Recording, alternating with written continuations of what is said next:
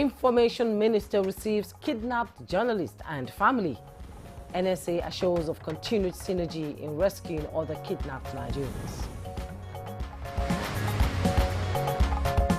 This is the mandate given to them to ensure that all those who are kidnapped, security agencies are at their best, using new tactical methods to ensure that these kidnapped victims are brought back to their homes, to their families in safety. Operation Well Punch destroys terrorist enclave in Giwa, Kaduna State.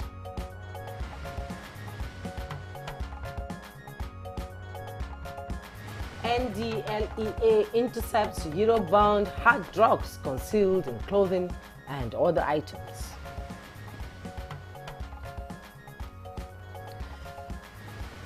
And on Good Morning Nigeria today, we shall examine food import waiver and much later, the African Natural Resource and Energy Investment Summit.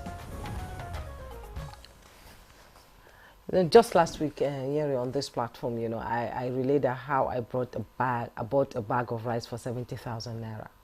Well, Mr. Chukudi now said that it had gone up to 84,000 naira. I recounted how a man also wanted to buy a bag of rice, but instead had to settle for what, we just have to call in local Paris a mudu of rice due to the high cost of the commodity in the market, including other things too. Well, Jimmy, you're just stating the reality for every Nigerian at the moment. The purchasing power of families have reduced drastically. Rice used to be the toast of many homes, of course, every Sunday. Every Sunday, rice. So it is the sweetest. Does that still happen these days? I doubt. Nobody now knows it's becoming a commodity with high stakes, and if you like, for the very rich. And for most households, the question of affordability is the bone of contention. And it cuts across all commodity, not just rice, but every food item and services. Talking about every food item, even pepper is affected. Even pepper, tomato. 65,000 naira for just a basket of tomatoes some weeks back. And we can continue to talk about this always, but it is our reality. A reality of inflation staring us in the face with defiance. And so perhaps in a desperate bid toward this factor off, the federal government approved 150-day duty-free import window for assorted food commodities. Good news, I feel like, Jimmy. According to reports, the suspension of duties covers maize, wheat, cowpea and hushed brown rice, and will be subject to a recommended retail price.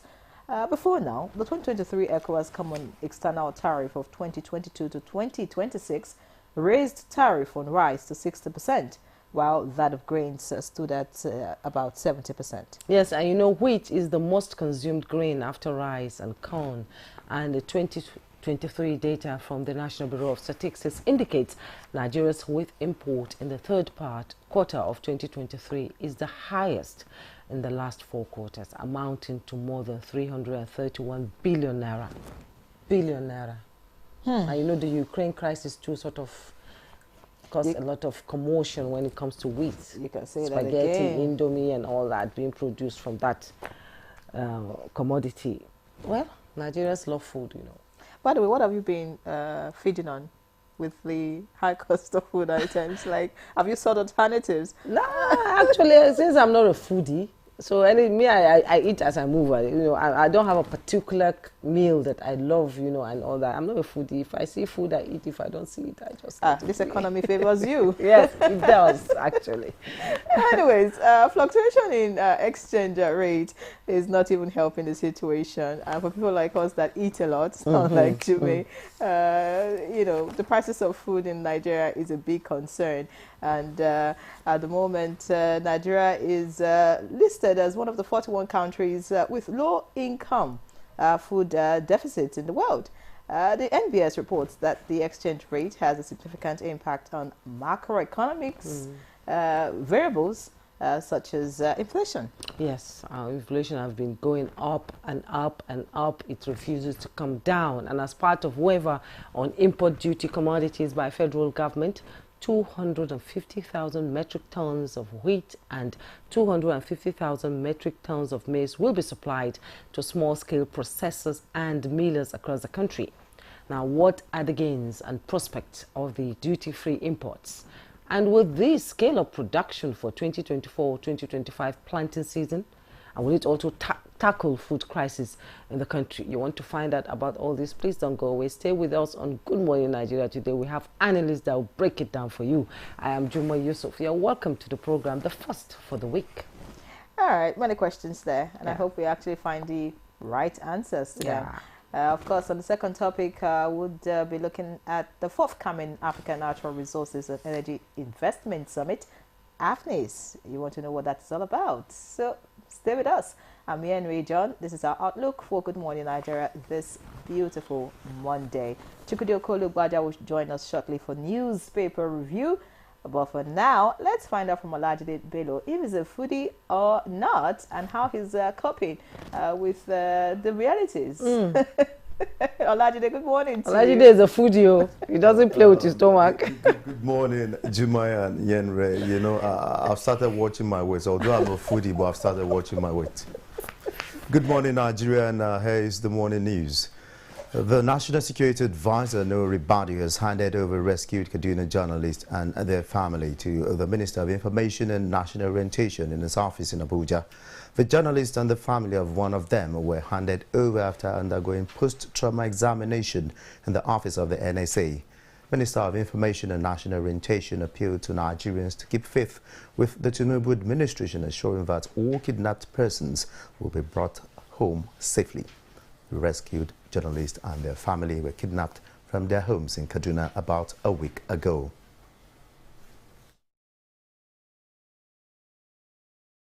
I want to reiterate that this is part of the ongoing effort that the NSA is doing to bring back people who have been taken into custody without paying ransom. This is part of the desire of President Bola Ahmed Tinubu. This is the mandate given to them to ensure that all those who are kidnapped, security agencies are at their best using new tactical methods to ensure that these kidnapped victims are brought back to their homes, to their families in safety.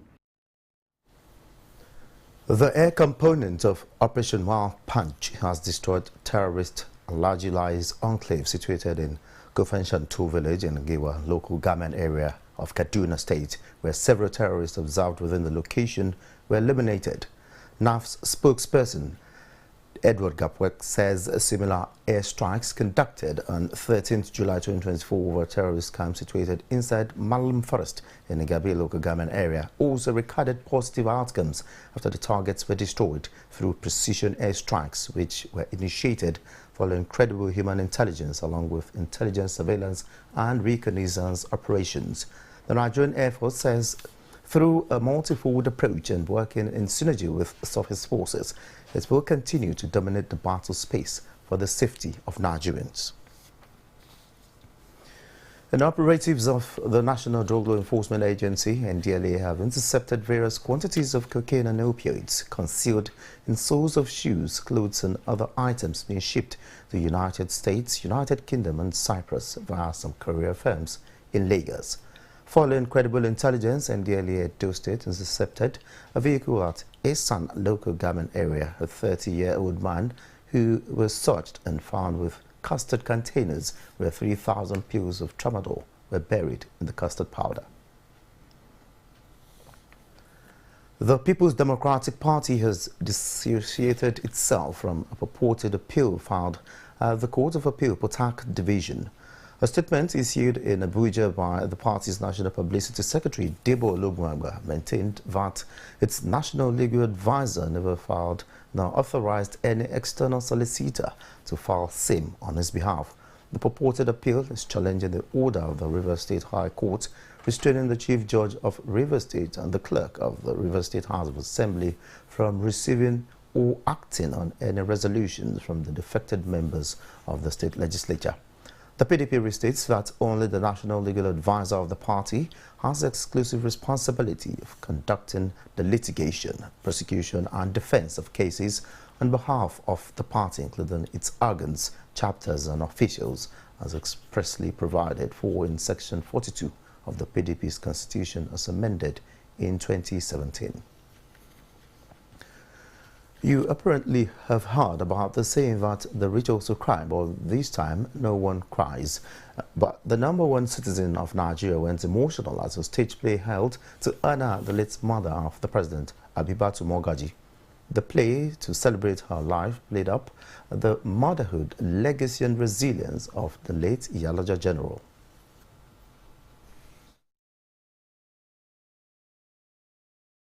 My first toilet was on her lap, and my first ever bedroom was on her back. And I thank God for the gift that I had from her. And that gift is an enduring one. Character, determination, never to give up. And that's the news for now. Good morning, Nigeria continues with Jume and Nyenre after the commercial break. Don't go away. The federal government of Nigeria warns vandals of national assets, electricity transmission towers, cables and other facilities to desist from this act of sabotage. Vandalism is a serious crime punishable under the law. Vandalizing electrical equipment will affect millions of Nigerians, including your loved ones. Remember that national assets belong to all of us, hence the need to protect them. Report all cases of suspicious movement around electrical facilities to security agencies. When you see something, say something.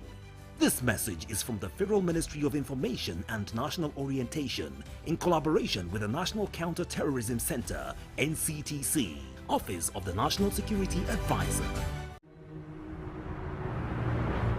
Did you know that a quarter of the world's deaths are in Nigeria and a mosquito that spreads malaria in distress? We believe that protection and prevention is the best cure in the fight to end malaria. Mortein insecticide with its improved formulation kills 100% mosquitoes that spread malaria. So spread the message of how we can fight to end malaria with Mortein. Mortein, our #1 choice.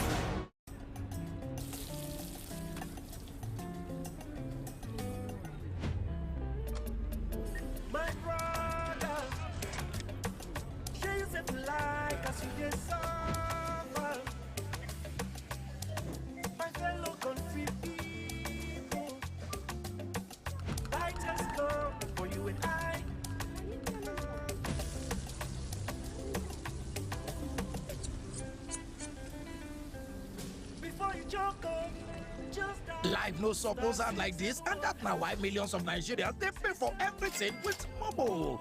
Dial *671# or download the new mobile app, make you follow enjoy this better life.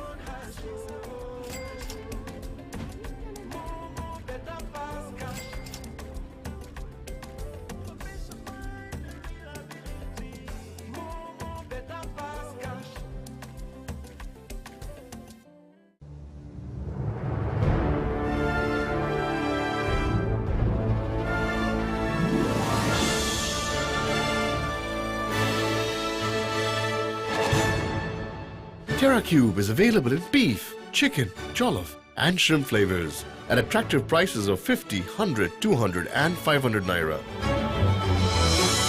TerraCube, unwrap joy, unleash taste.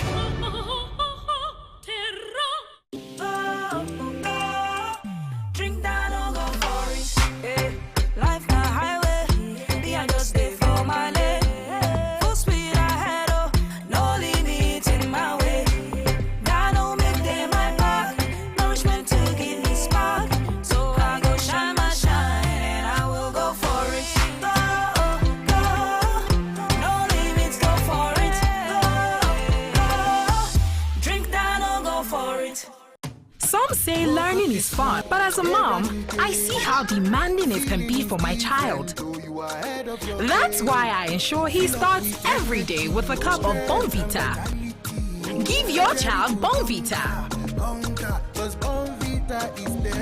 It contains essential vitamins and minerals that support mental and physical vitality. Bonvita. Prepare them to win every day.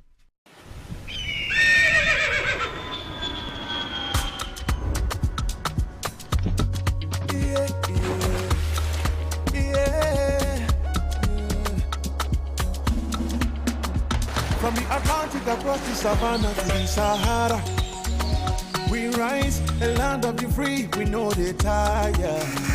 We dream great, our spirit is undying. Resilient, rooted like palm tree, we sway in colors, with undying demand. We make solutions, we ignite passion, yeah. Ethnicity is unique, we have more than just a nation. We are Nigeria, strengthening unity. We know they carry lives. We are Nigeria, together live the dream of a land with great destiny. We are Nigeria.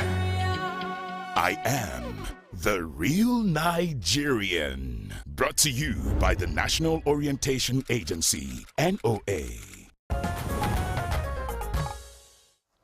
All right, good to have you back. It's still Good Morning Nigeria, live on the network service of the NTA. And up next is newspaper review.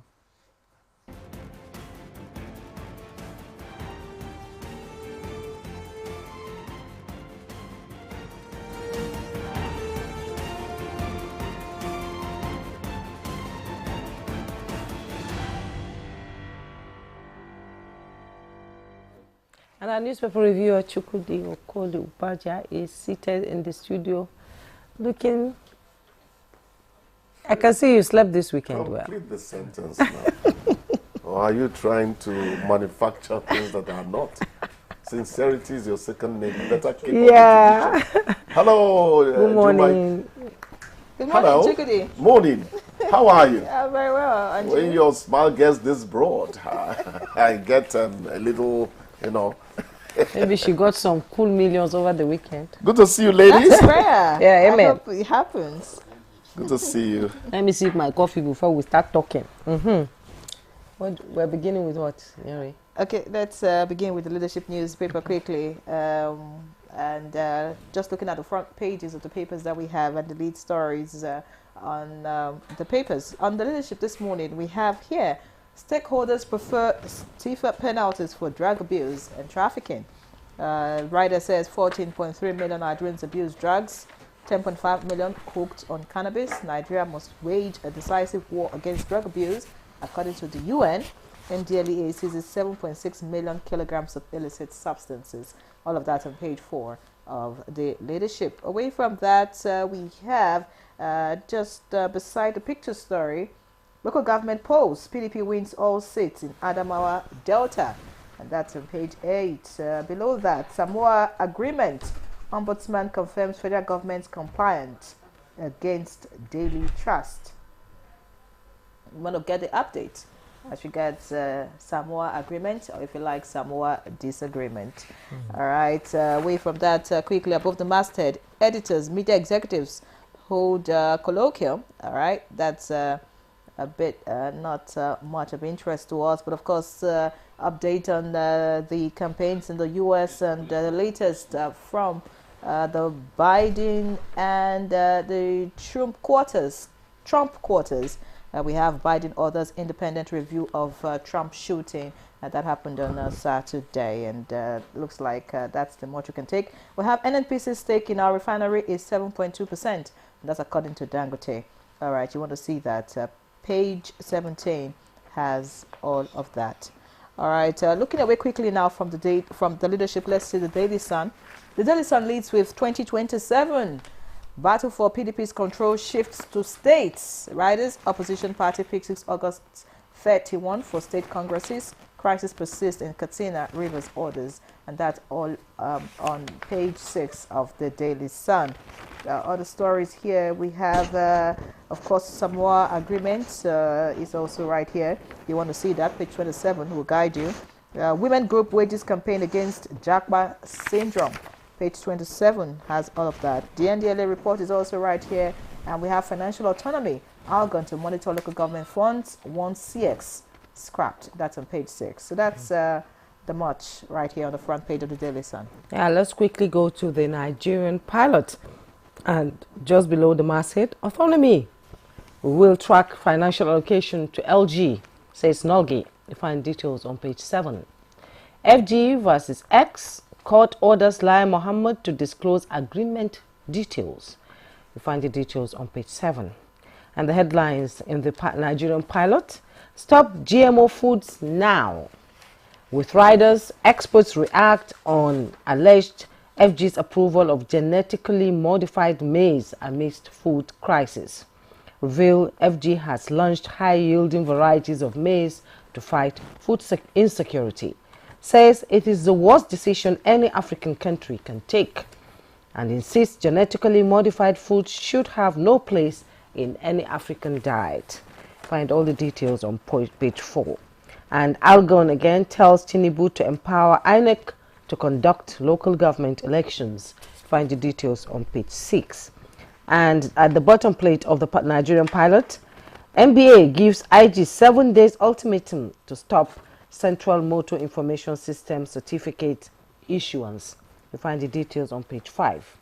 FG unveils integrated labor facility to tackle infectious diseases on page 6. Honorable Ginger on WCB's bill to create a Aba state passes first reading. Detail on page 4. Traditional medicine practitioners urged to register with Health Ministry. Details also on page 4. We will prioritize health sector in 2025 budget, Fubara tells World Health Organization. And Tinubu, world leaders react as Trump survived assassination attempt. All the details is on page 5. Chukuri. Let us start with the GMO foods, alarm. I think GMO foods are already in the country. That's my opinion, but scientific facts are going to upstage opinion. When you see neatly arranged grain on cobs of corn and all that, different from what we used to see, definitely it's coming from a background. Yes. What is the halabaloo all about?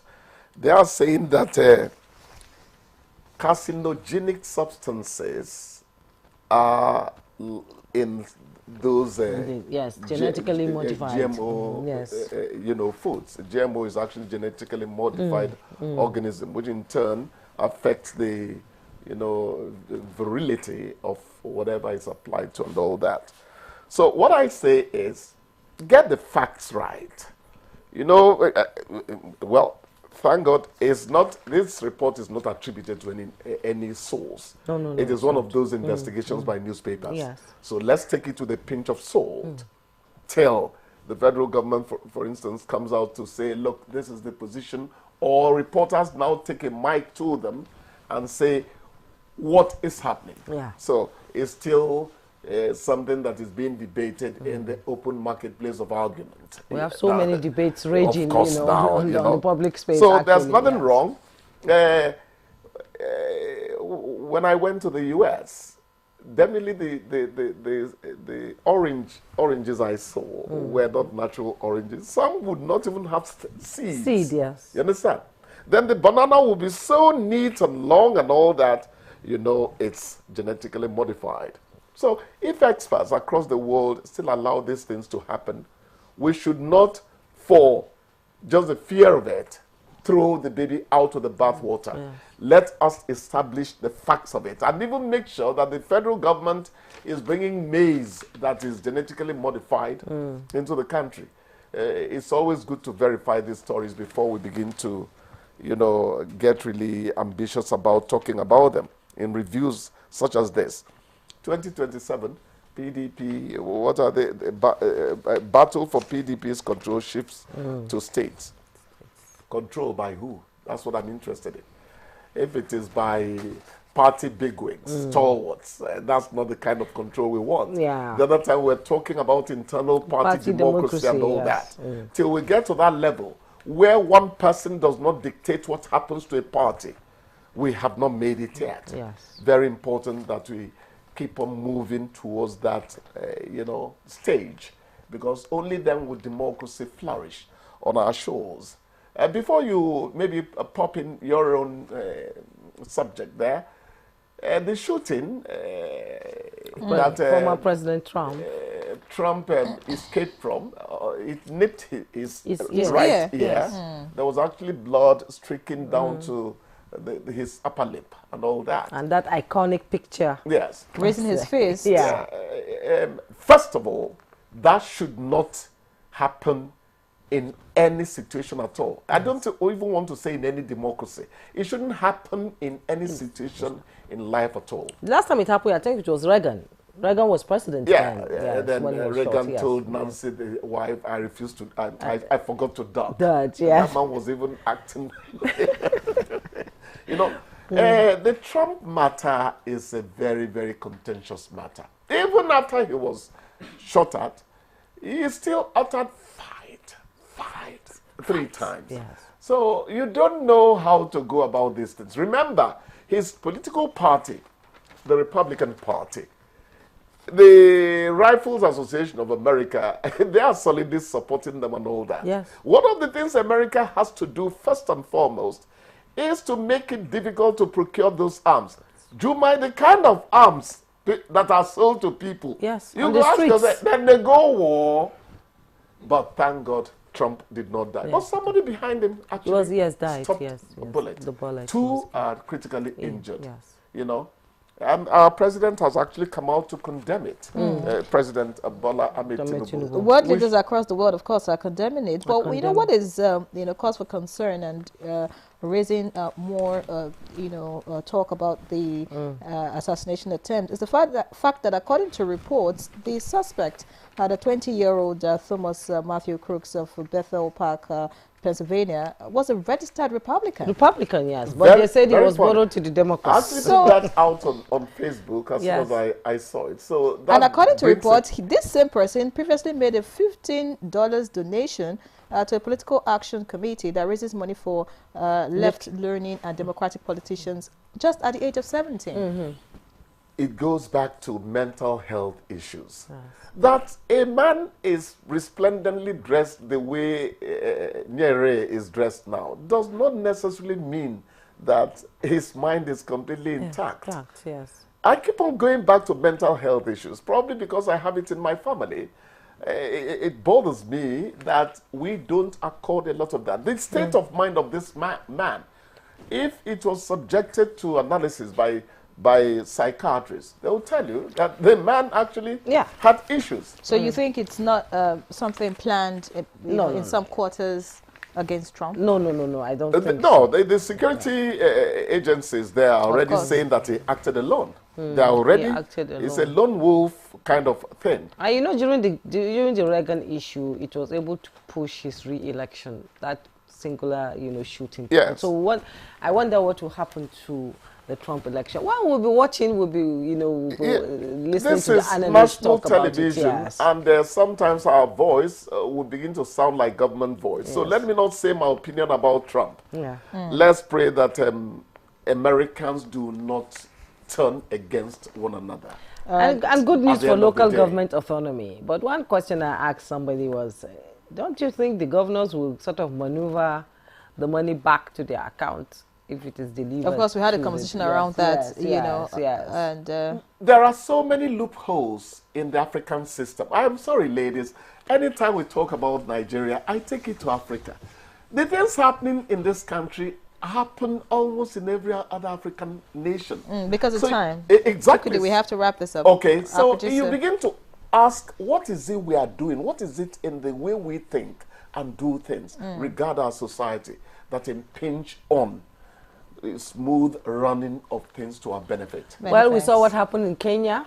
The trend has begun.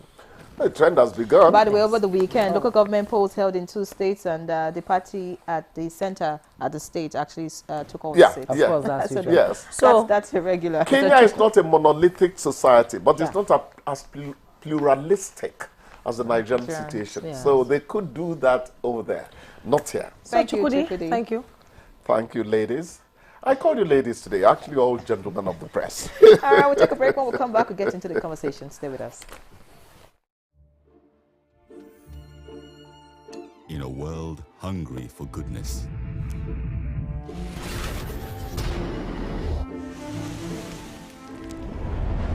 with a splash of golden Terra oil, a mom can transform a frown into a smile.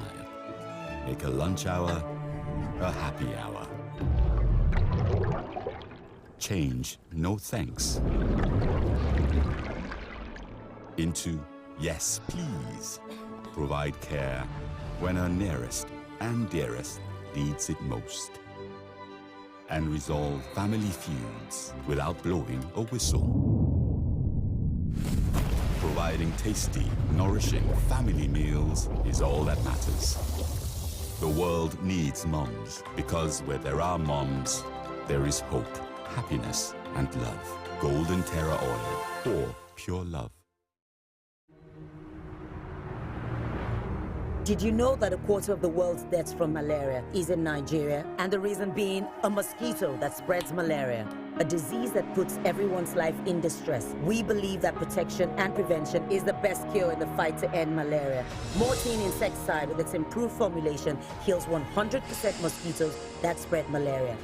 So, spread the message of how we can fight to end malaria with Mortein. Mortein, our #1 choice. We are passionate about two things in Nigeria. The first is football. The second is our rice. And nobody celebrates like a Nigerian. So, for every goal scored, every mark made, you can be sure to always come back home to rice. Celebrate with Nigerian Premium Big Bull Rice, homegrown just like you. Big Bull Rice, tasty rice, nourished you. Bye, Mom. He's going to play in this weather. Why did you let him go? He might fall ill. And if he doesn't go out for practice, how will he win more trophies? To protect our family from illness-causing germs during the rainy season, we use Dettol soap every day. Dettol with germ defense gives you protection. Raining season brings a lot of germs, and Dettol soap's germ defense protects you from up to 100 illness-causing germs. Dettol soap is endorsed by the Nigerian Medical Association. Be Dettol sure. Isola, how could you think that I'll be over you? I'm sorry for the pain, apologies are overdue. But hurting you, baby, is something I would never do. But don't think that I forgot about that wedding ring. Name the most popular musician in Nigeria. Ashake. Did you just call Ashake's name? It's funny, Ashake. I'm gonna swing on the chandelier, on the chandelier. I'm gonna...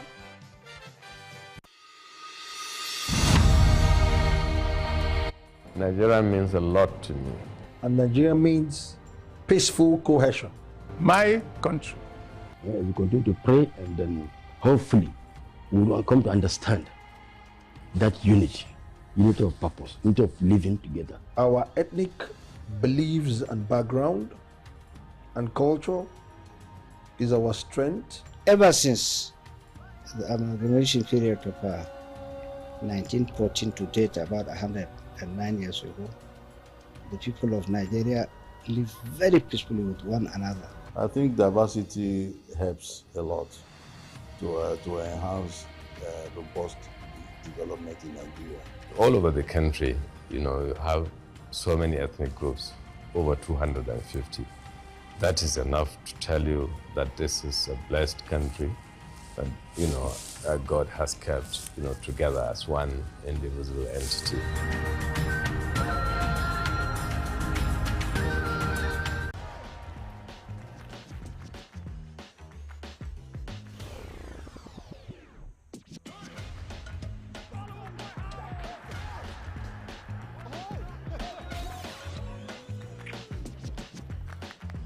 Join body with your football buddy, GoTV, for correct goals and action. Ha! Sharply reconnect on top GoTV Max with 7,200 Naira to Torchlight La Liga, Serie A, Europa, and select Premier League games live on top Super Sport.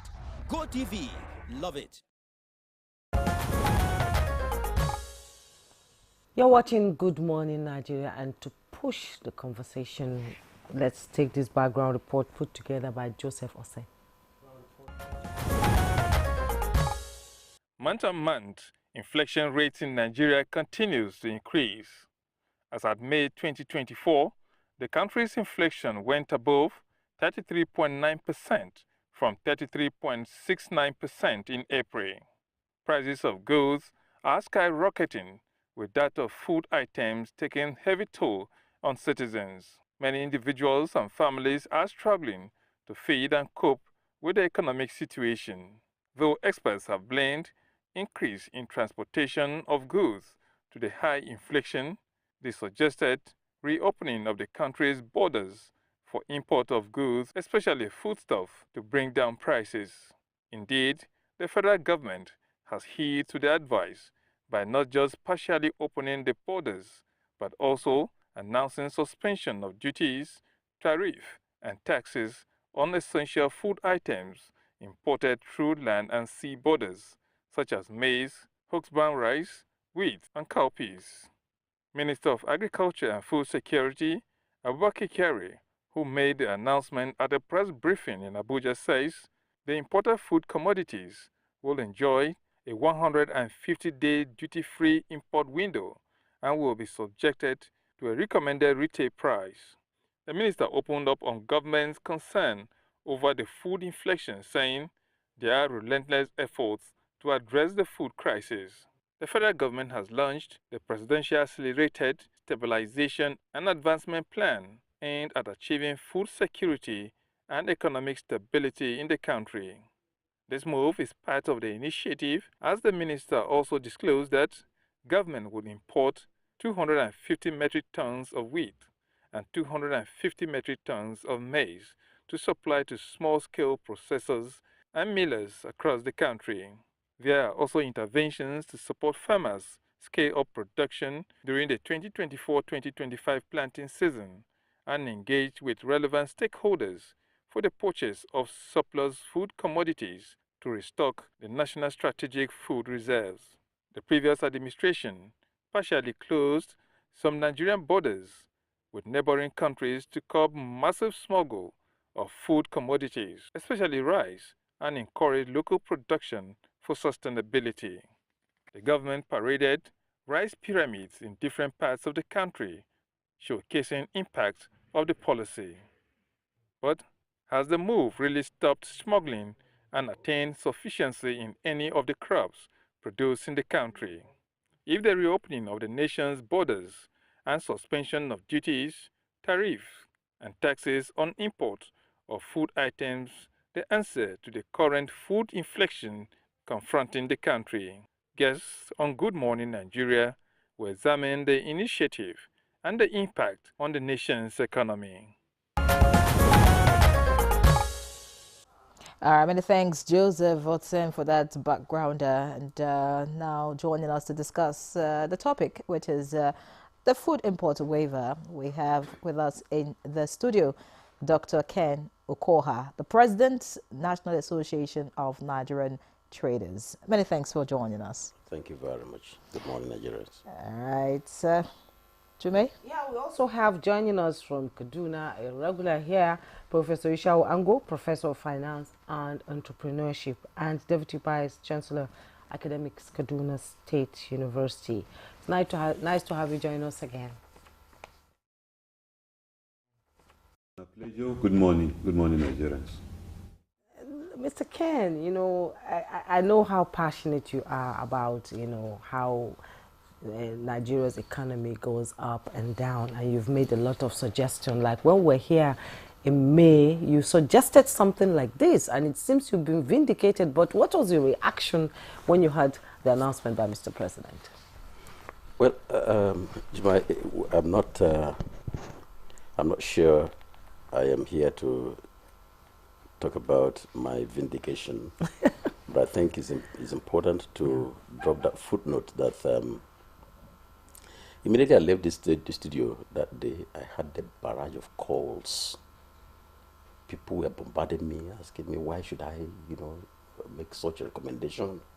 Why should I say this on the national television, that government should, import food items and all of that? I tried to defend myself, and I said, look, this is a position that any wise government must take. Else, politically, you find yourself swept over with, contestations, protestations, demonstrations, and all of that. And if government really wants to settle down and then think over the next steps, what you need to do is take an emergency step.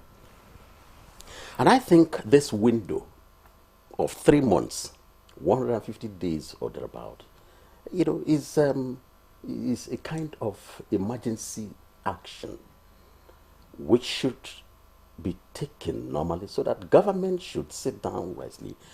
But if we must have to tell ourselves the truth, we must also go back to the causative factors.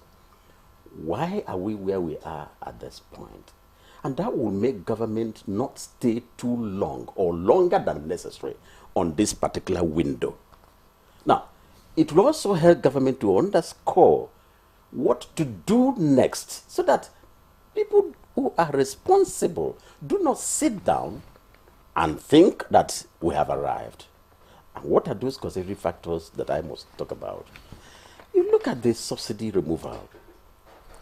What we are suffering today, whether anybody likes it or not, is unavailability of food. We don't have enough food. Let's tell ourselves the truth. And if we establish this, that's the reason why the reserves are empty. If you had enough food, government would, we wouldn't be talking about, showcasing pyramid of rice and then the next day it is not there. We wouldn't be talking about government announcing palliatives of about 42,000 metric tons that are going to bring out for several months. Nobody has seen any grain of that rice. We wouldn't be talking about, government saying, oh, there is food, but, the problem is access. No, there is no food. And the third point is that we won't be talking about food inflation. And that's exactly what has brought us where we are today. Everybody is on his or her knees looking and sometimes begging for the food because it is not there. And therefore the price has just jumped. Price of commodities, food items essentially have just jumped so high, unaffordably. So this is where we are. And then if you look at other sectors, ancillary sectors, they have also been impacted upon. For instance, the transport sector. So my cry today is that the subsidy removal was not well thought out. It's important to remove subsidy. But before you remove it, there are certain things that you ought to have put in place. And today, what we are suffering from is as the result of the shocks on the economy, coupled with insecurity. Dr. Okoha, you've made a valid point about the subsidy removal, but back to your point on food imports as being a wise decision. Some people have said it's a depressing, decision by the government. And of course, Dr. Adeshino, the president of the African Development Bank, over the weekend actually said that government should not be thinking about imports at this time. You can't think about import to stabilize prices. Instead, you should be thinking about how to improve food production and, do other things, in order to get your economy a bit stable. What are your thoughts about that statement? I stand on my recommendation that what government has done is a perfect decision. What I have just said now is that window of importation is only going to create a space for government to think, sit down, think properly. Now, look at our production cycle. Where we are right now is a farming season. People are moving into the farm. And you don't farm that day and, harvest that same day. No, there's still a window. maybe about 3 months now, in the next 3 months, maybe about September, October, November, you will now see, fresh yam, for instance, coming up. You will see rice coming up. Meals and over the country today don't have paddy to process. So how do you reconcile? How are you going to keep the population from this particular point to about 3, 4, 5 months? So the gestation period for these particular value chains have more than 4, 5 months. So this particular window is a time of rest. But I'm thinking also that whilst government is opening that window for importation, they shouldn't rest on their oars. The next point is to bombard, I use my word, bombard investments on production. Okay. Invest in agriculture production, in the selective value chains, especially those that you are importing, so that by the time that we are finishing what is available, there is harvest that will be coming up. And number 2, as the harvest is coming, you are also mopping up strategically so that the reserves will have something. You think like a Joseph in the Bible. Well, a lot of people would also, counter what you're saying, that, we may not actually get to that point where there will be sufficient to even keep in the reserves. Again, don't forget the predictions by NIMET, flooding, insecurity in certain parts are still not gone, and all of that. So these are other factors that are affecting food production. But, let's quickly get to Professor Yushua Ango now. Dr. Ken Okoha has made this point here, but I want to find out what you think about this import in the first place. Some people say that it's not that there's scarcity at the moment, it's just the purchasing power that is just not there. Yeah. Like rice is in the market, but you don't have 80,000 naira to buy. So that's actually the problem with it, at the moment. But I want to hear your thoughts, Professor Ango. Well, as you remember, myself and Dr. Ken were on this program, and he actually suggested that there should be this measure, which is to import food from outside the country, and I actually disagree with that, if you remember. Now, I still disagree. I believe, just like you said, your last statement, that there is food, but it's affordability that is the problem. And I remember your colleague then saying, how can you say there is food when it's not affordable? Now, let's look at this thing in context. First of all, yes, food inflation is a major concern. Food security is a major concern, and any nation worth its name should try to ensure that it has food security.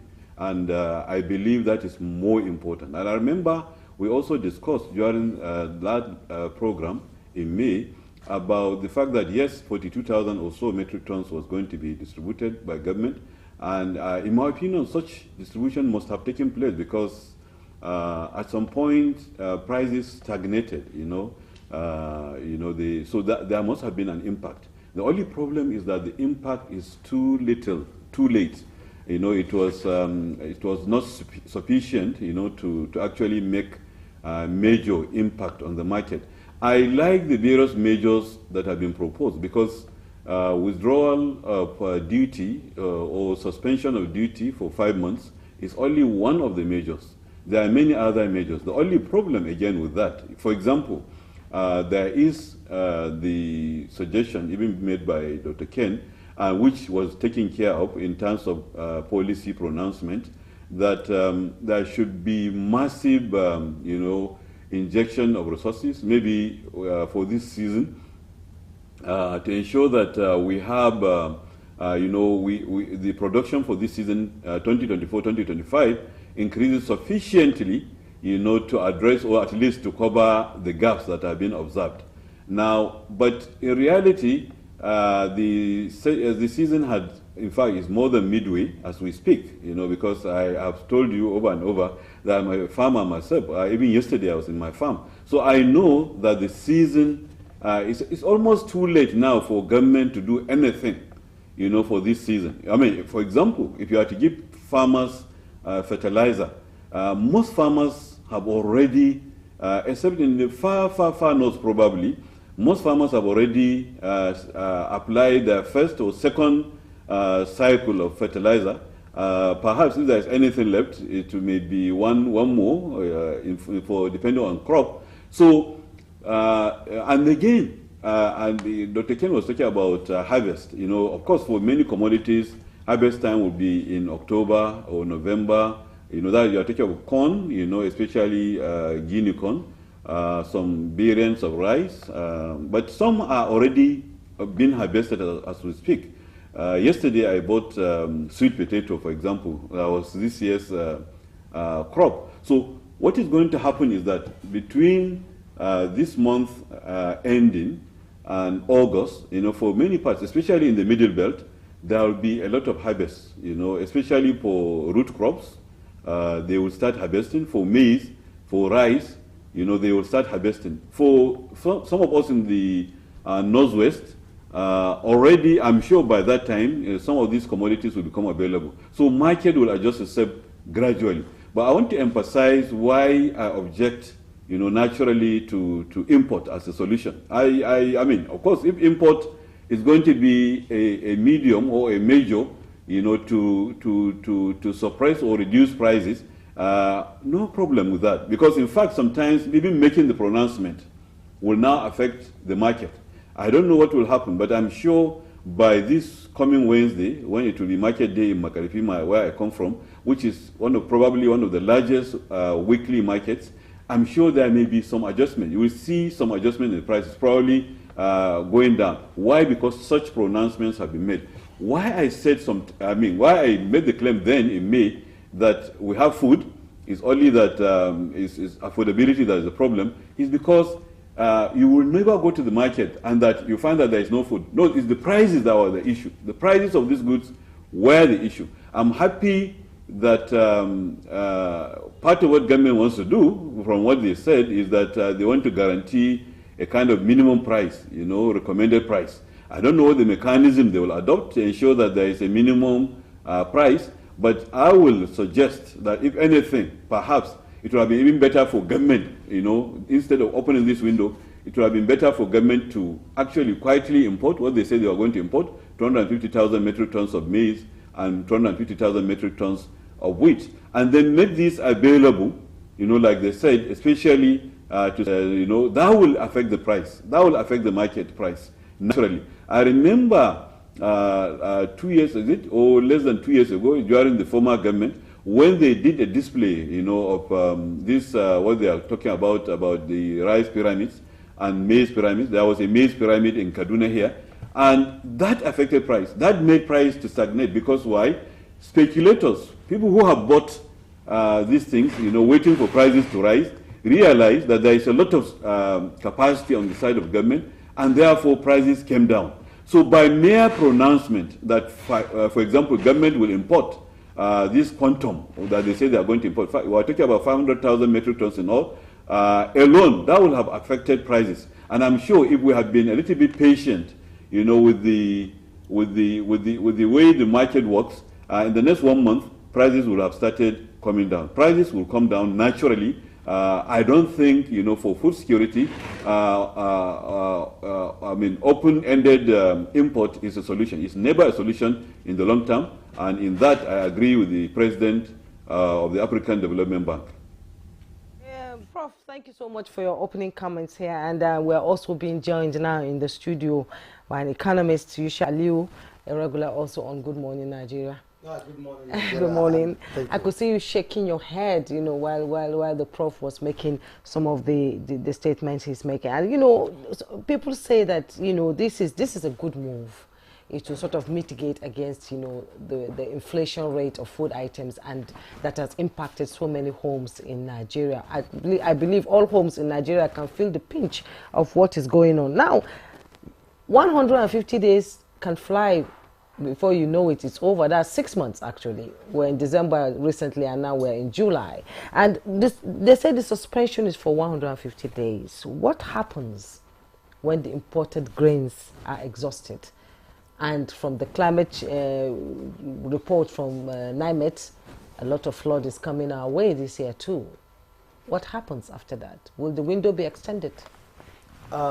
Before you extend the date, I personally want to acknowledge and then congratulate President Tinubu for opening the border and for allowing duty-free goods to come into Nigeria.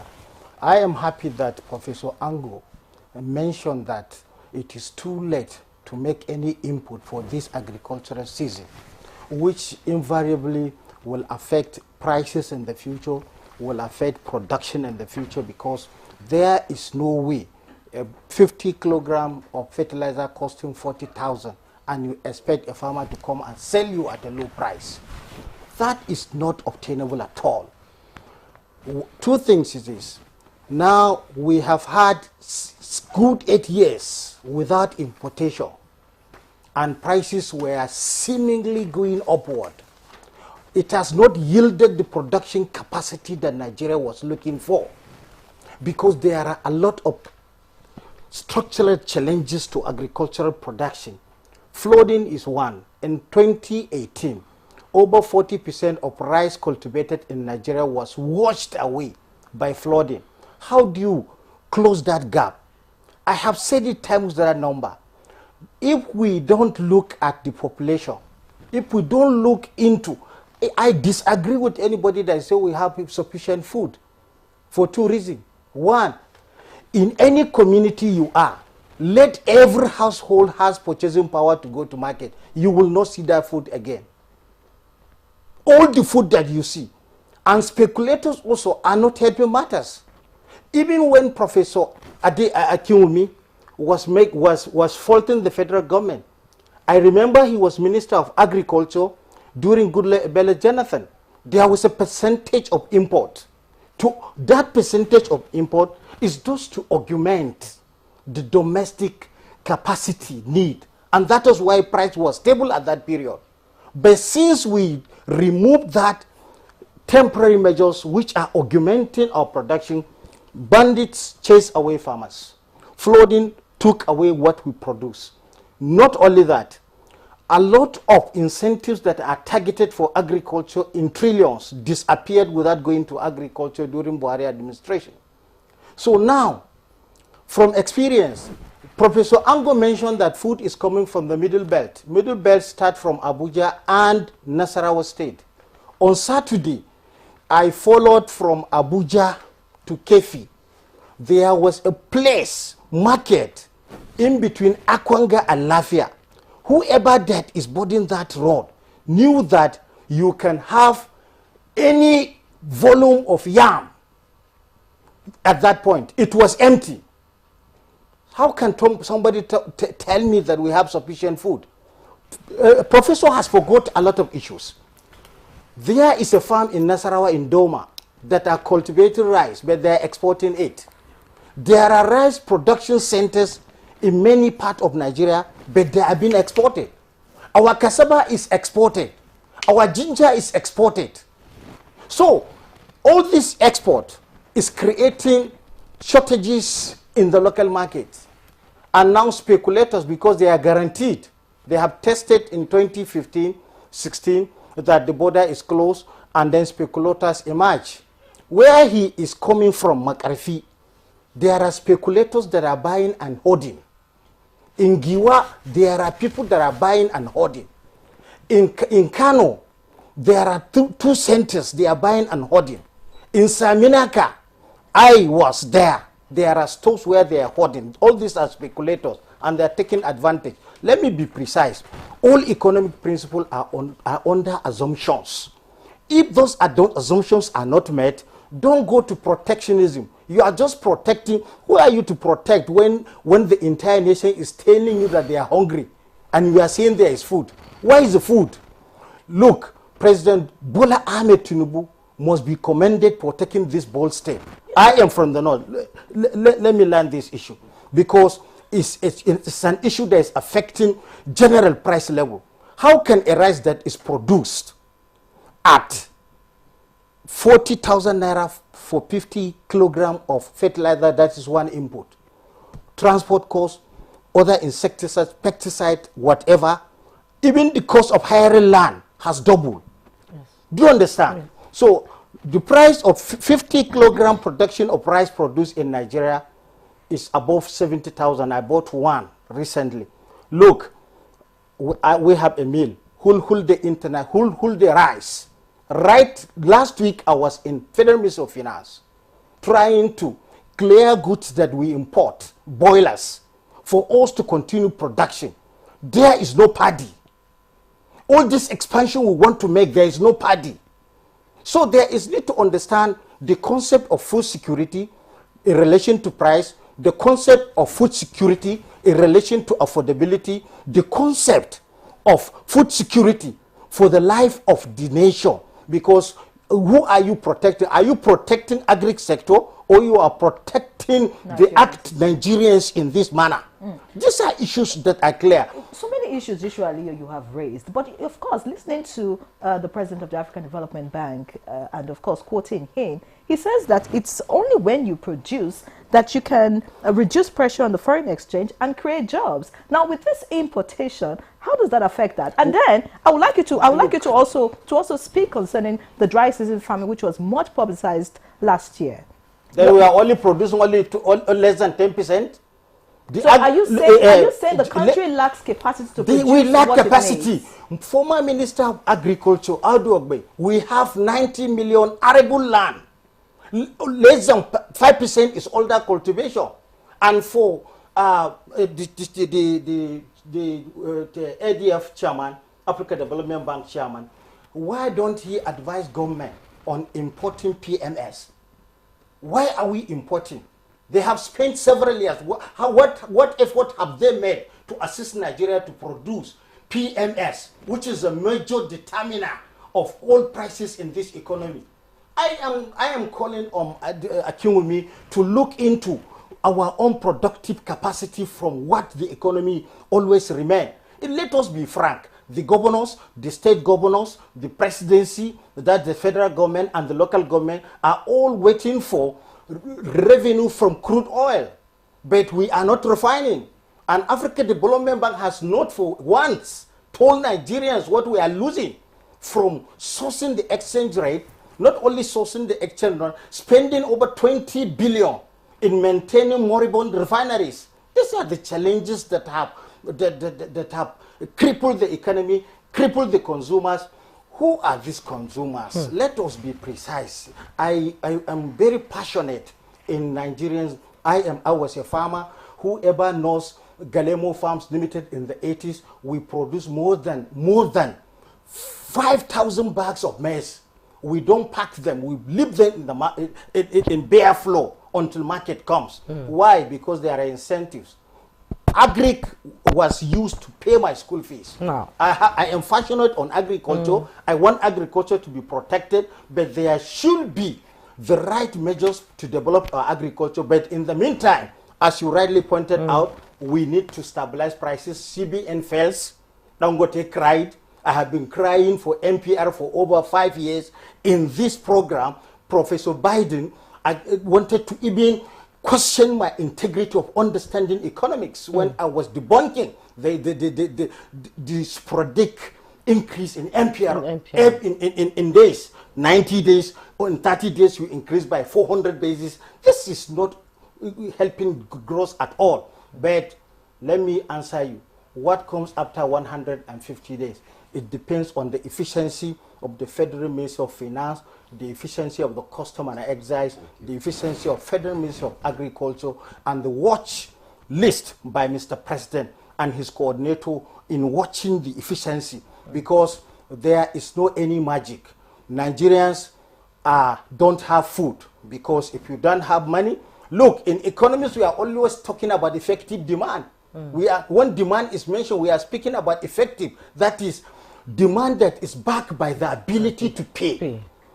If sample is going to make micro sample here, people in the studio are looking for breakfast, all of us. Then people that are also listening are also looking for breakfast every day.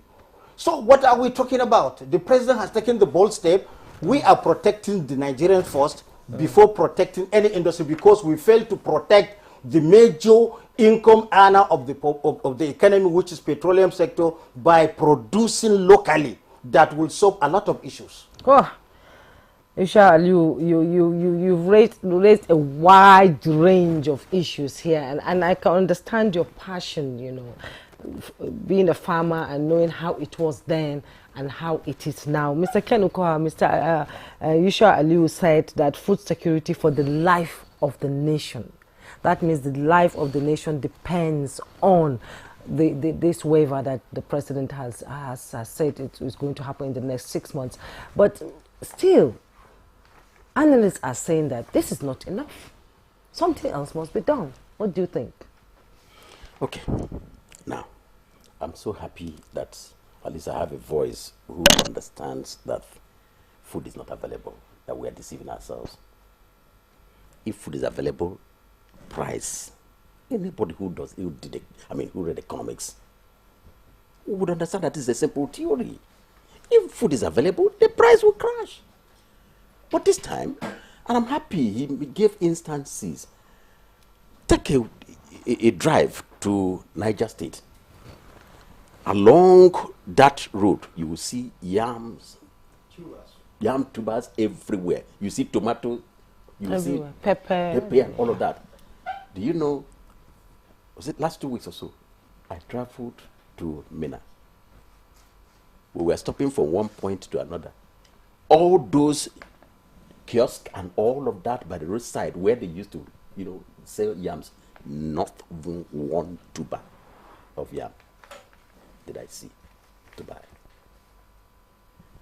I have these women who go to Lambata to buy. Many of them came back empty.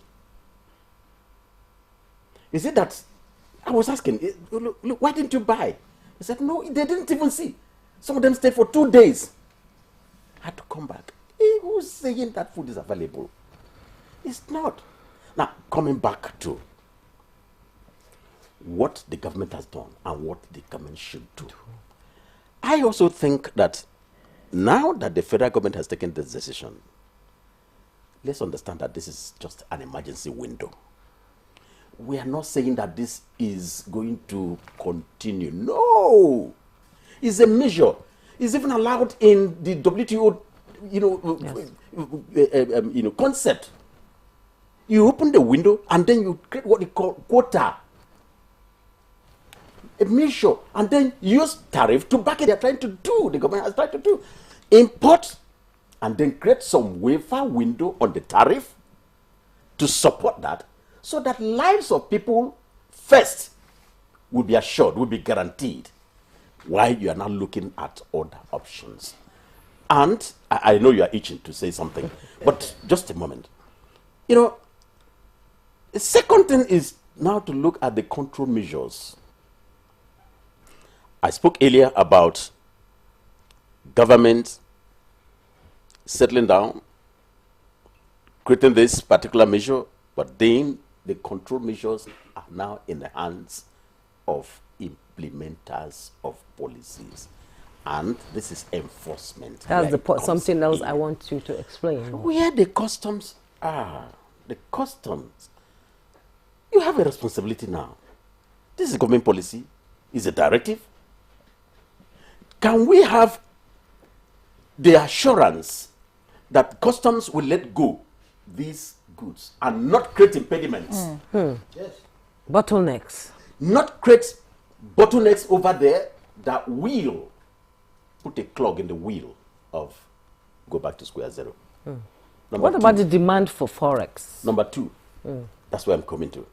Can we have a CBN that will now look at this window and say, look, now that government has made this pronouncement, we need to support it up. We need to back it up with the funding window, the forex window, so that anyone who is importing must have express access to forex. Number three, can we have the state governments who will not sit down like emperors and wait for Abuja money, and now begin to look at the window of putting investment now that this one is coming? Because this, what the president has done for now, I'm not a fan of Mr. President. I mean, I make it clear. But what he has done is looking at the future and the stability of his government. Anybody who is advising him, otherwise, is trying to risk coup. Because people are crying already. I'm sure you hear every day. People are weak. People are tired. People are hungry. And they're saying it out. It is not there. It's not there. You don't have the money and you don't have the food. So, what's... Yeah, and the man is, pushing about 10,000 hectares of cultivation in every local government. Dr. Ken, How do you see that initiative by the United States government is what some people say should be the way out of this situation. That's the way. And not import. I would say that, and of course I want to quote the president of the All Farmers Association of Nigeria, AFAN. He said that food importation would erode the gains made in rice, maize, and wheat production, while the Rice Farmers Association of Nigeria, RIFAN, also reacted to the policy by the government, stating that the federal government should encourage rice farmers rather than imports. Now, my question is going to Professor Yushua Ango, who joins us all the way from Kaduna. Dr. Ken says that if there is food, prices will crash. But again, Dr. Ken also mentioned that there are other factors that affect how this food, gets to the consumer's table. I mean, we have production costs, for example. We have transportation costs. You have the foreign exchange at the moment, as it stands. All these are factors. And you have to pay your workers. Exactly, you pay workers. That determines the price of a commodity on the table of a consumer. So do you agree with all the comments made so far in the studio?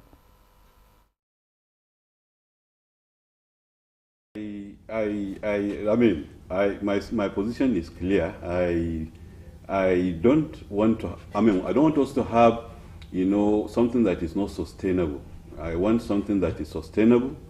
And then we have, luckily with this panelist, we have met many times on this program. And I want to say that I also know that, in terms of populism, my views, if you have to put them to vote, the average Nigerian, will vote against me on this matter. But, to assure you, especially let's look at even the comments made earlier, especially by my panel, my friends here. Now, one of them, was that they have gone around. Somebody has gone to Niger, somebody has gone to Nasarawa State, and they didn't see yam where they usually you see a lot of yam. And of course, my namesake, Yusha, said he was a farmer, some years back. Obviously that means he's not a farmer now. You'll not see this kind of crop. It is not the season. It's natural. It's not the season. Wait 1 month, 2 months. You go to those places, you'll see a lot of it. Now, I know there is a lot of challenge, and I know that there is so much inflation in the country, and and of course the first thing, and we have also analyzed inflation on this program, and food-related inflation is high, and so it's a concern, and you have to eat, to survive. It's a concern. But my viewpoint is looking at sustainability, is looking at the long term, looking at food security. It's more important than anything. You know what? Prices, everything has doubled, quadrupled, in fact. How much, yesterday somebody was buying in my presence, what they call pure water, which used to cost 5 naira, is now 20 naira, 4 times. That is the price of everything. That's what has happened to everything. It's not only food. Everything, the prices have gone up. The income level of average Nigerian did not increase. So naturally, there will be a concern. And the first concern naturally is about food. I understand that perfectly.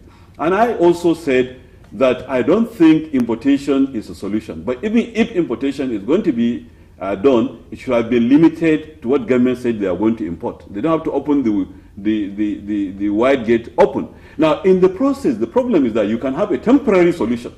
You can have a temporary solution, even by making this pronouncement. I told you, prices will come down. Why? Because speculators who have actually these commodities stocked in their various warehouses will now bring them out because they are afraid, prices. There will be, this window will now bring a lot of things from outside, and then some producers, like manufacturers who can afford to wait a little bit, and not come to the market to buy. So that will naturally affect prices.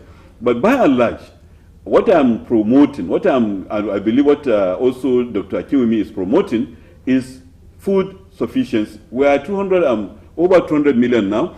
The projection is that by 2050 we should be about 450 or so. If we don't learn, to actually feed ourselves, if we don't take measures that will ensure that we feed ourselves, we are going in for a lot of consequences. I've said it on this program that I didn't put it clearly, but some of them will be, once we you become beggars, in terms of food, then all sorts of conditions will be put on us. And incidentally, of recent, there was a lot of debate about LGBT. That's the kind of things I'm talking about. Somebody will give you food and say, accept food only on so conditions. So number one thing we should do as a country, sustainably, I'm talking about long term, is to ensure that we are able to feed ourselves. That is most important. But I assure you, prices of everything had quadrupled. Some of them 10 times, some of them 6 times. It's not only food items that have increased, but naturally the first one that everybody will look at is food. It's understandable. But I also said that aside from the import, there are many other measures which were pronounced by the Minister of Agri. Those measures are useful, but it requires commitment. Like, for example, working together with the state governments, to ensure that they improve irrigation is one of them. They said they want to ensure that they can improve irrigation, and then they want to work with the armed forces, for example, to ensure that there is an arrangement whereby they want to see that the armed forces are given land, so that and other paramilitary organizations will also be approached. Everything we need to do to ensure that we are able to feed ourselves is desirable. And like Dr. Ken said, I agree with him in this, that whatever is being said about import is a temporary measure. But that is not what Isho is saying, that we should stop importation of PMS if we are going to support importation of food. What I'm proposing is something that will ensure that as a country we are able to feed ourselves. India, with all its population, is now number one. It has overtaken China slightly. India exports food. Now, China is not importing food. And we're talking about borders. Borders have been opened long ago. And we have said, even when borders were closed, on these programs earlier, even when borders were closed, trade was taking place, between our neighbors and us, especially in food-related items. The one that was really, that the government sustained something about was rice. Even that one was being smuggled somewhat. Now, I am looking at various measures, and I'm saying that among some of those measures that have been propounded, some of them will not be possible for this season. And even the import, what we are going to see the impact in the next 1 month, in the next 1 week, in the next 2 months, will be impact that is related to just the pronouncement, and then impact that will be affected by the fact that harvest for some products have started. That is the impact we are going to see. Otherwise, how long does it take, to import? From the time you make the pronouncement, how long do you think the cycle, between when you open the letter of credit and when the goods come in? By the time the goods come in 5 months, it will be actually all of these commodities will have been a lot in the market. I think what also was being propounded, and I like that by Dr. Ken, is that we should try to develop our capacity, especially our silos, our storage capacity. Government should ensure that instead of, because I'm sure when they gave that 42,000 metric tons, that is all they had probably. Now, of course, we had capacity for our food storage capacity is over 1 million metric tons. So that means we cannot attain that in this season, but then government should gradually build and ensure that they have that as a matter of stabilizing prices. But whatever measure we do that is temporary, we may have a relief temporarily, but it will not be a solution. And I'm not propounding this just protecting an industry. I'm saying that even for farmers, if you don't protect them, next year they don't have to farm. I know that because I'm still a farmer. I'm a farmer. Even yesterday, like I told you, I was in my farm. I know that people have come back because they saw that, like Yusha said, the cost of fertilizer, for example, is 40-something thousand. Now, with that, if a fertilizer can give you 1 bag, and then the bag is selling at 20-30,000, you will not be motivated to go and produce.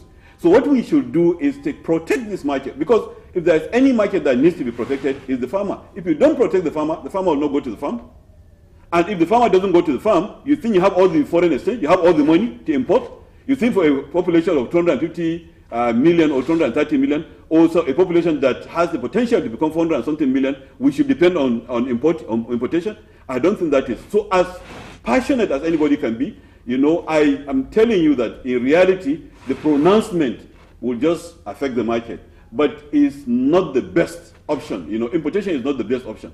If you are going to open the window, then government should import itself and then sell directly to some of these users, especially the major millers, you know, so that will dampen the, but any measure that you do that will discourage the farmer from farming is not in the best interest of this country. That's what I'm saying.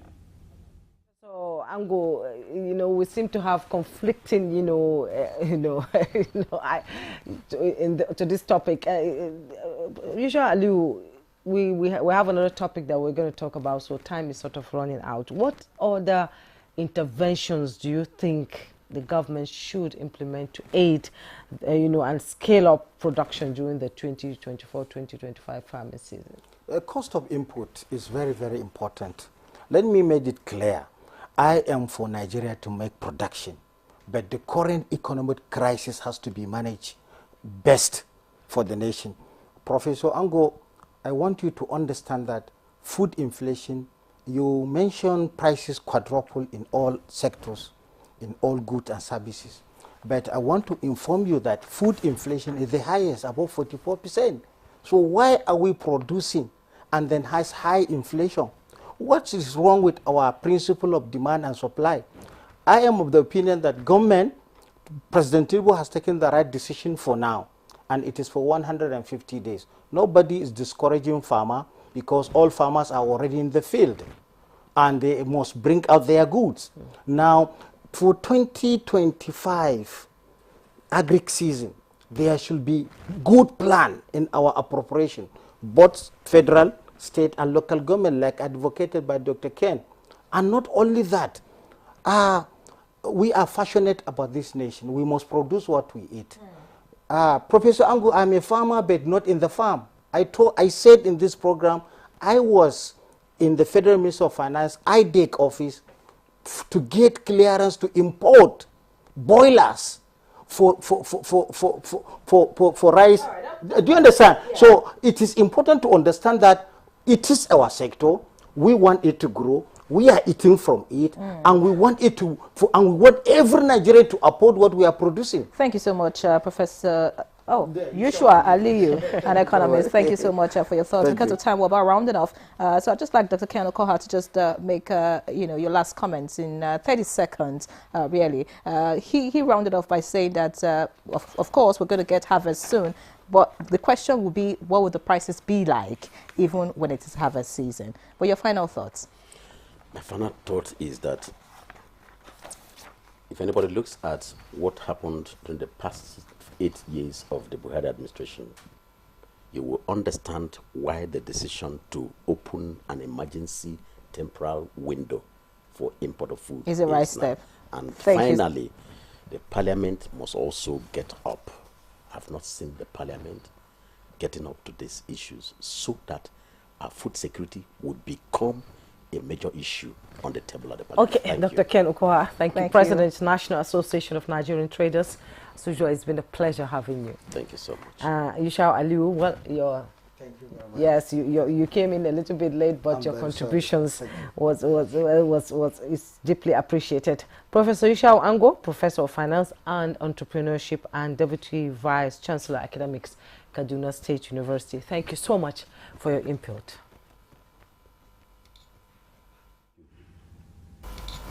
Take a break now. We'll be right back. The federal government of Nigeria wants vandals of national assets, electricity transmission towers, cables and other facilities to desist from this act of sabotage.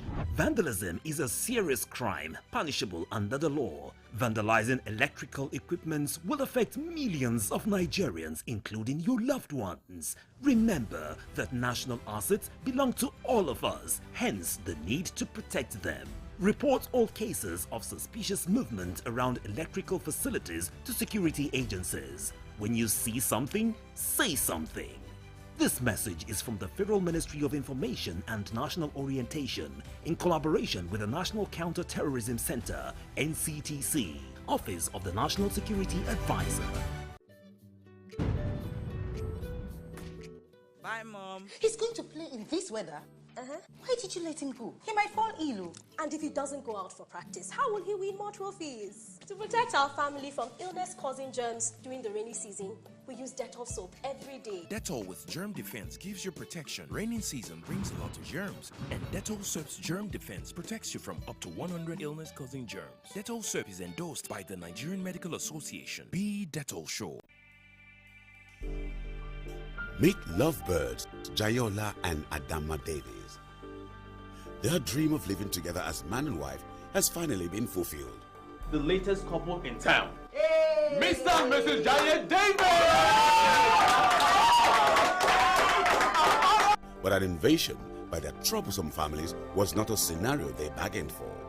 Her mother moves in. His mother shows up with his little niece. Then her younger sister joins the scramble. You want to stay?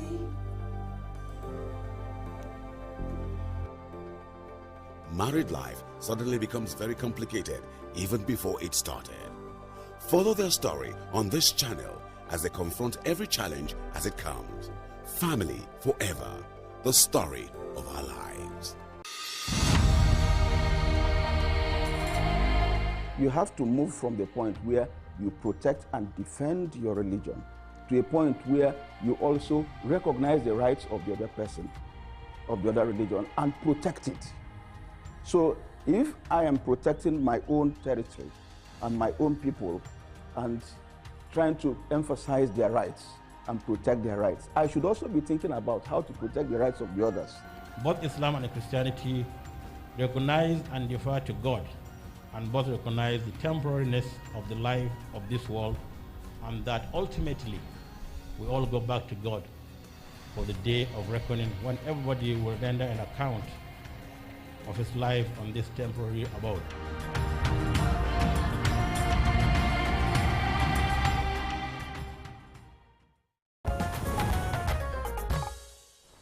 All right, welcome back. It's still Good Morning Nigeria, live on the network service of the NTA. And second conversation, of course, is around the African Natural Resource and Energy Investment Summit. And as you know, to harness Africa's vast natural resources in a sustainable manner, driving economic growth and fostering the development of cleaner and reliable energy sources is a mandate which Nigeria is taking seriously.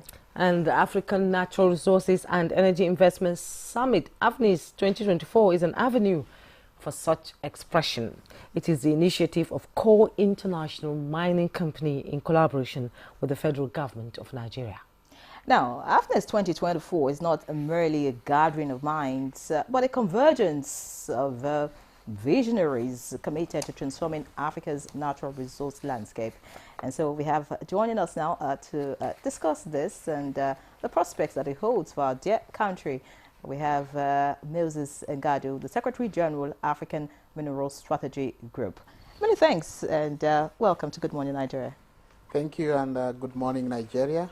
It's a pleasure being here and joining this wonderful engagement, as well as looking at what minerals and natural resources hold for our continent. It's trying to see how do we move beyond the promise land to actually achieve. Okay. We also have Suleiman Zakari. He's the managing partner, Core International. It's nice meeting you. Thank you. Thank you for hosting us. All right, so let's begin. Of course, we want to know what AFNIS is really about. So, Suleiman Zakari, could you tell us what is the aim for AFNIS? Okay, I mean, you summed it up quite nicely in your intro. So AFNIS stands for the African Natural Resources and Energy Investment Summit. So it's a platform that aims to bring different sectors together under one roof, under one platform, to chart a way forward for our sustainable development of our natural resource and energy sectors. Yeah. You know, let's bring in Mr. Moses into the conversation. You've set the pace for it. You know, the Ministry of Mines and Solid Minerals have constantly said that Nigeria is losing a lot. A lot is being lost to maybe illegal mining, so many things happening around the corner itself. So what does it aim to achieve with this event, and why is the ministry partnering the core itself, you know, coming together to find or provide solutions to the escalating loss of, you know, wealth to illegal mining and all that? I think we can all agree that Nigeria and Africa are blessed with vast minerals, but more than oftentimes this has not really translated to maximum benefit, especially for our country, but also for the people and the communities. And it begins with, I know we all focus on elements like, you know, illegal mining and all that, but there is even a much more bigger challenge, which is the exportation of raw, you know, minerals.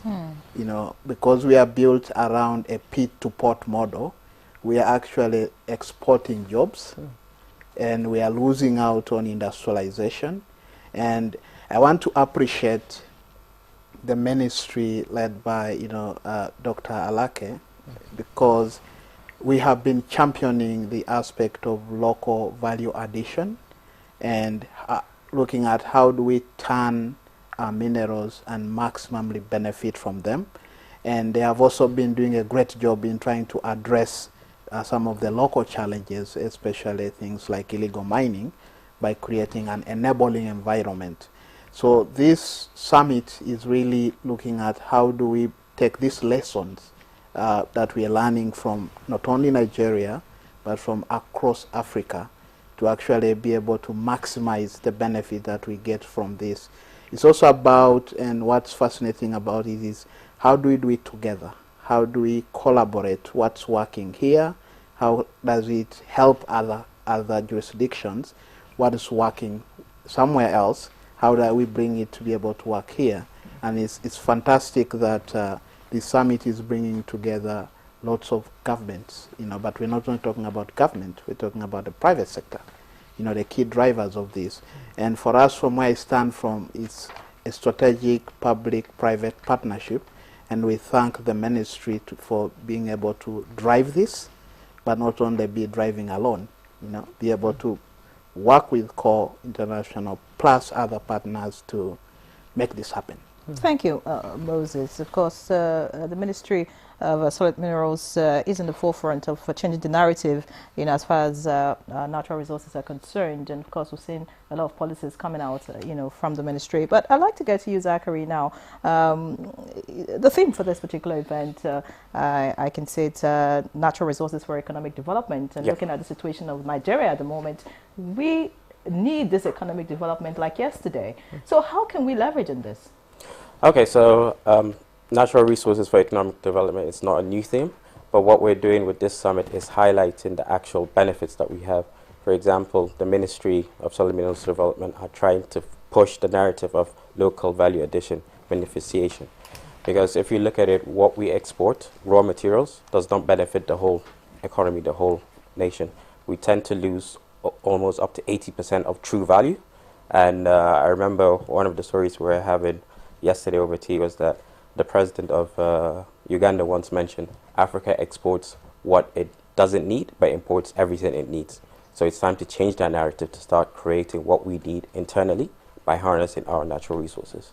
You know, I first became aware of, you know, tapping the way our natural resources is being tapped, you know, by, we call them shadow backers who sort of sponsor those that take it away. We take away the raw materials and then they bring in the refined materials, we buy it at a very exorbitant price. How can we leverage on ourselves as a country doing the production and selling it inwards or even exporting it? Well, that goes to having more local participation. So one of the key things of the summit is we're bringing people from the power sector, from the petroleum sector, to look at opportunities in the mining sector so that they can partner. So only by changing that narrative that we can't grow internally, naturally, so we lose a lot of value if we depend on outside sources to develop. But if we take local ownership of our resources, then we get the maximum benefit from that. But we cannot operate in isolation too. We can't. But it's a Pan-African view with AFNIS. Now, you talked about the Ministry of Solid Development partner with other ministries. Besides the Ministry of Power, which other ministries are involved in this? Ministry of Petroleum Resources, Ministry of Environment, Ministry of Industry, Trade and Investment, the Nigerian Investment Promotion Commission, Nigerian Customs, Nigerian Immigration Service. So it's a whole united why front. is that? Why is that? Why are you having, this collaboration with other ministries? Because, what is the benefits? So it's because of collaboration. It's very important. You cannot build in isolation, as your colleague mentioned. So what we're trying to do is come up with a strategic plan that harnesses all the strengths of all the different ministries to harness the mining sector. Because not just because we're partnering with the Ministry of Solid Minerals Development, I truly believe the mining sector is the most important sector that we have because of all the natural resources or all the minerals that it provides. For example, what we're looking at right now, the glass, the TVs, it's all coming from silica sand. Yes. The building we are here, cement, coal. So that's why if we can tap into the mining sector, we'll do great in Nigeria. The huge potential that is abound in the mining sector. Let's bring in Mr. Ngadu into the conversation. So how does AFNIS differ from other events that we've been seeing, on the mining sector? How does it differ from what is obtained? Yeah, I think for starters, AFNIS is a cause. Is a cause? Yes, because it's trying to point us to saying Africans' problems, we must provide the solutions as Africans. We cannot wait for this magic ball to keep dropping from outside. But more importantly, it's a platform for action-oriented dialogues. And within the AFNIS Summit, we have, for example, a ministerial roundtable, and where we are bringing ministers from across the continent to actually be able to come and see how do we champion the cause of not just sustainable minerals, but how does that fuel, the economic development that we have as a continent. And we're trying to say, can we move from talk to action? We have lots of these events, lots of these conferences. What commitments, what key recommendations are coming out of here, and how do we get the players to actually start acting on them? All the things that we've highlighted here, how do we get the best value? We are in a state, for example, where there's a new scramble for Africa's minerals, especially around energy transition. So the Africa Mineral Strategy Group was founded by Nigeria and 15 other African countries to essentially facilitate the international cooperation within the minerals and mining sector. And it's anchored on sustainable minerals, how do we exploit them, but then while protecting the environment and improving the quality of life of our people. So you'll see these themes, these undertones working throughout the AFNIS Summit. You have the minerals, the environment, and the people. That's what achieves sustainable, development of our natural resources. So this is going to be different because it's not going to end at the State House Conference Center. We're going to see action. We're going to go to the action, and we should be able to hold each other accountable, be transparent, and so that when we come back next year, we at least have some change. All right, talking about some change, I know that this is the third edition of AFNIS. Could you tell us about the success story of the first and the second editions, and then why should anyone be looking forward to attending AFNIS this year? Okay, so basically this is the third edition, as you correctly said. We're doing things a bit differently. The first edition is more to create awareness of what we're trying to achieve. So for example, during the first edition, one of the success stories was that we had a Gambian delegation come to Nigeria. And what they wanted to do is learn how the Nigerian petroleum sector was developed, because they're trying to develop their own their sector as well. So that's one of the key areas of cross-border collaboration between governments. Now the third edition is more towards actionable delivery, where we have a deal-making platform where we present opportunities to investors, to also other key players in the sector, to harness, to help them develop their projects in a sustainable manner. And that is something that we are doing all year round, not just at this summit. Like Mr. Ngandu mentioned, AFNIS is more of a cause rather than a summit in isolation. So it's some people call it a reawakening for Africa. So where does the African Continental Free Trade Agreement come into what you're doing now? What is the collaboration going to be? You said Nigeria and 16 other countries signed this one, you know. So how can it impact trade in Africa? Okay, so the African Free Trade Continental Agreement is not going to be impactful unless there's industrialization. So that's one of the key things that we're talking about in AFNIS is how do we industrialize? How do we harness the natural resources that we have? A story that I have is there's countries that are in the G20, G7 that don't have natural resources, but they built their economy based on African natural resources. So why can't we do that? So that is what we're trying to highlight during AFNIS. All right, great. Of course, everyone should be looking forward to attending AFNIS. You're going to tell us how we can do that much later. But I want to find out from Moses Ngandu, African Mineral Strategy Group. You're the Secretary General. Talk to us a bit about what this group is doing at the moment and what the future looks like. So really what we're trying to do is to be a shield, because we know traditionally what is happening is that we have a certain imbalance and undue influences within the minerals and mining sector, whether it means negotiating, agreements or even selling, what we have as a continent. So what we're trying to do is to champion a common voice, a common agenda, so that when we go to the table, we can attract some sense of respect. We could say that we're trying to get away from the exploitation to the kind of development that is driven and shaped by us who actually have a lot of minerals.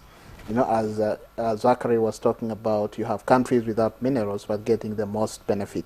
And that's because you have the upstream, which is where the producers, where most African countries are. And then you have the midstream, the people that process and let's call them the middlemen or the brokers. And then you have the downstream. Oftentimes the downstream is things like our watches, our iPhones, our cameras. We never get to see them in this conversation. We only deal with the unfairness in terms of how the transaction process is. So what we are achieving through these engagements is to make sure that we set conversations and the narrative and what we want to be able to take home as part of and parcel of the conversation of how do we maximally benefit from our natural resources. We know that these resources have been with us, and we thank God that the more they plunder, the more we get more. Yes, the more we get. The more we get, but then we should stop. The time should be now. Yesterday I was in the Discovery Museum in a fantastic place, and one of the literatures that we study in our curriculum in Uganda, where I come from, is Things Fall Apart. Surely, should things continue to fall apart? We think that AFNIS should be the starting point, and they would like to, invite the whole of Nigeria, because the model we build here should be replicated and should be able to implement in other places. So our duty is really to say, what's working in Nigeria? Can it work in Malawi? Okay, we are built around a few essential objectives, and the first one for me is collaboration. We don't have that a lot on the continent. Can we? And why is that? Well, some are historical in terms of how we were shaped. We were a one people, and you see the minerals demonstrate this. They don't know the borders. The geology does not know the borders, but because we had these borders first physically, but now we have them mentally. When I go out and I'm speaking to the strategic partners and promoting Africa, if I say I come from Nigeria, they'll never understand me. I have to say Nigeria, Africa. Yes. So the moment they say, "Oh, Africa," so eventually because they believe Africa is just a state. Yes, Africa is a state. It's a state. Africa is one. Yes. So why shouldn't we embrace Africa is one? And that's why we need the collaboration. We have very interesting scenarios where you have an investor in one African country, And then he goes to another country and he's telling them they are being given a lot of benefits, where it's a negotiating tactic. But then that minister does not have sort of like a connection to call this one to say, can you verify for me? Are these people lying? Are you really giving this? So collaboration is really very essential. Resource sharing is another. Most of the other African countries are discovering, for instance, oil and gas. Nigeria has been there for long. Should we make them make the same mistakes that we did? Or should we share with them and say this so they don't make the mistakes? Exactly. So how can that impact the value chain in the solid mineral sector? Really, there are about 6 enablers that can actually address the whole aspect of the value chain. One that we all struggle with is access to finance, because the mining sector is capital intensive and its return takes longer. So we need to come together and say, how do we support one another to address this financing? Africa has a lot of money, but it's channeled in possibly trade and all the other things we're not getting. So the second one is, of course, policy alignment. Once we all have the same policy, so if you came to Nigeria and the policies are this way, value addition, and you run to the next country, Ghana, it should be the same. If you go to Uganda, it will be the same. I'm happy that the ministries and the governments are collaborating around that. The third is infrastructure development. This is really where the challenge is. Minerals, God has blessed us, never happen in cities. Very rarely. They are always in rural areas, and they need electricity, they need water, they need roads. So that's the third element. The fourth for me is the transparency within the supply chain. This is why I say you don't get to see the downstream, you only see the upstream. Most importantly is building capacity and what we are calling, we have a very young population on the continent, we are very blessed, but they are not skilled enough to take advantage of the opportunities that exist. So even if there are jobs, you could probably not get them. And lastly is the technology. So all of those 6 elements work together to make sure that the value chain, is benefiting to the average African. Of course, when you talked about Africa has money, you didn't mention the fact that there's money in Africa, but also spent outside Africa sometimes. Yes. Has been a big challenge for Africans, and of course, we're calling for a change, having our monies right here, and of course, to develop our people. Now, let's just talk quickly, because of time, about rounding up the conversation. Could you quickly tell us about what CORE is about? CORE International. Tell us a bit about it. Okay, what does it do? So we're a marketing and strategy consultancy. So we partner with government, we partner with private clients who are looking to develop their natural resources projects and energy.